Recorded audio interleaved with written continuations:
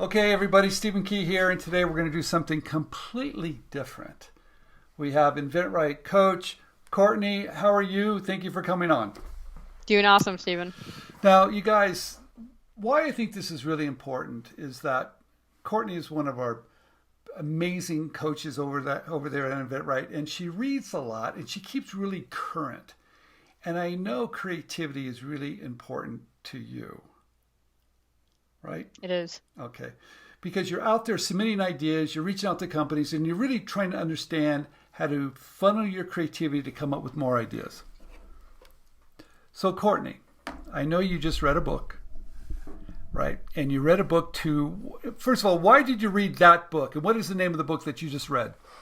Yeah, so I read this book here called Creative Thinking. Phenomenal book, one of the best books I have ever read, truly. And I was just looking for creative tactics to up my licensing game, so I found it and gave it a read. All right, so who's the publisher? Who wrote that? Is that someone we know? I think it's maybe someone we know. It is, yes. So it's created by Billy Langsworthy, the founder of Mojo Nation, and Deej Johnson, who is a writer and creative consultant. Okay, and what's really amazing about this is that Mojo Nation does a lot of work with toy inventors, and that's probably one of the most creative industries, right? Okay. Agreed. All right. So they wrote this book on creative thinking. Now, Courtney, I have to say, I've been doing this for a long time, and I don't think I've read any books on how to be creative. So, and maybe I'm doing it all wrong. Am I doing it wrong? Come on, you read this book. Yeah, so no, you are not actually. In fact, I was quite surprised to see that a lot of the tactics they talk about, we also talk about at InventRight. I love how they go into this because they very particularly named it creative thinking, combining both creativity and critical thinking together. Okay. And so that was a shock in and of itself. But I will say some of the tactics that they talk about, we use a lot, such as they talk about something called the 1-star review, which is ask someone, potentially, hopefully not your friend or your family, to take a look at your product, toy, game, whatever it may be, and ask them to give you a 1-star review. If this item was published, what would that 1-star review look like? Is it like, we really don't enjoy the game mechanics of it, or there's too much luck involved? What would be that 1-star review that you can then look at and make the game better before you even pitch it to companies? Oh, so you're doing a little homework before you okay. Well, that's always good to get some feedback. Yes. Is it easy to read? Because some people don't like to read. Incredibly. It's a beautiful read. It's very, very smooth the whole way through. I couldn't put it down. Okay. Is it for people, let's say, I know you jump around a little bit, right? Okay. So you're in multiple industries, but I know you're really focusing on toys right now. Can someone read creative thinking and apply those type of tools to maybe tools or maybe pet toys? Oh, absolutely. In fact, I would say this book is really beneficial for anyone who wants to be creative in any field. So we're not just talking about product licensing at all. We're talking about if you're an artist, if you're a musician, if you're starting a business and venturing something completely different. This book is for anyone who wants to up their creativity. Okay.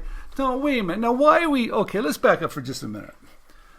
Why are we listening to those two guys? Because they're in the UK what do they know about U.S. toys? Or creativity? Do you know any background? Because I know Billy a little bit. So yeah. Why are they credible? Or are they, in your opinion, why are they credible? Yeah, absolutely. So they've been in the inventing industry for a very, very long time. Okay. And not only that, how do they have a track record here, but they are in and of themselves game and toy inventors. They've teamed up together as well on concepts. Okay. And not only that as a team, but they are constantly helping push education in the toy and game space.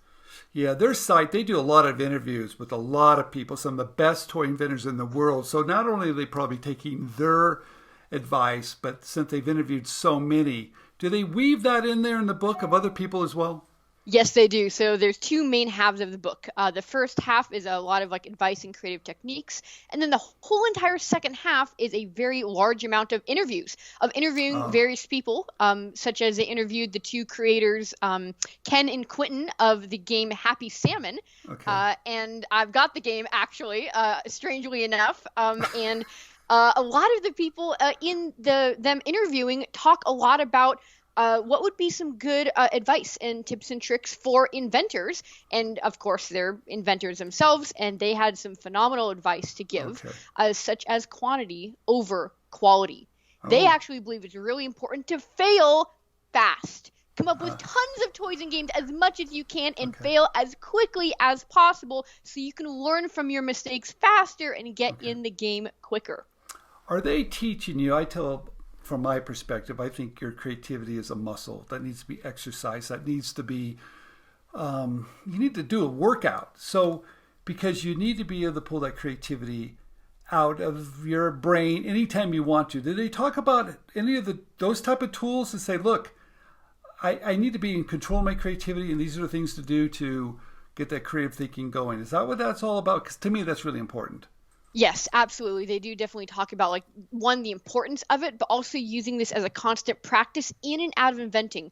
So though a lot of the things they talk about, like nudge factors, and then, of course, the one-star review, and they even talk about stress and deadlines, and then sleep as well, everything comes into it. And so they talk about connecting it to your own inventing space, but they also talk about connecting it separately, totally unrelated to inventing, and making sure that your lifestyle also really well affects your inventing career. Oh, I like that. I like that a lot.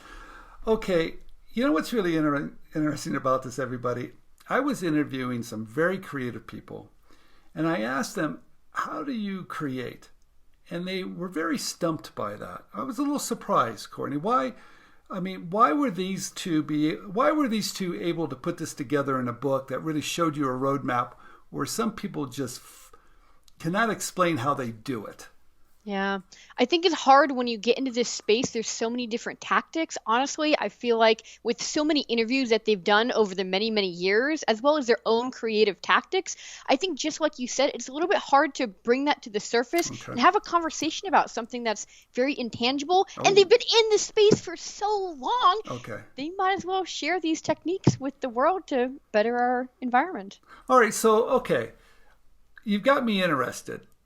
You know, it's one of those things, everybody, I don't really read those type of books. I read other types of books, but I'm going to pick this book up because there's something about what you just said that's got me a little bit inspired here to think I need a few tricks. So tell me this, 5 stars the best, 1 star's the worst. How many stars do you give this book? Yes, so this is a very easy one for me. I'd probably give this, out of 5 stars, I'd probably give it about a 10-star review. Again, one of the best books truly I have ever read. Really easy read, and every single sentence will give you a cliffhanger of wanting to get to that next technique. Okay, last question here. A lot of inventors, they're waiting for inspiration to strike. But this book is helping them come up with ideas anytime they want to, right? So they can control it. Is that what this is all about? Because that, to me, that's an important book for any creative person. Is that what I'm going to get from this book? Yes, you don't need talent at all. A lot of people believe that you need to have skills to even consider inventing just in general. You don't need anything to start. You just need to be open to just learning these techniques. Okay, everybody, you heard it from Courtney. I'm buying the book. You guys ought to get it too. She gave it a 10-star. You guys, you're coming out of the gate with a great book. Thanks for watching inventRightTV. And Courtney, will have you back on the next book and see if Courtney gives it a 1-star or maybe even a 10-star if you're lucky. Thanks, Courtney.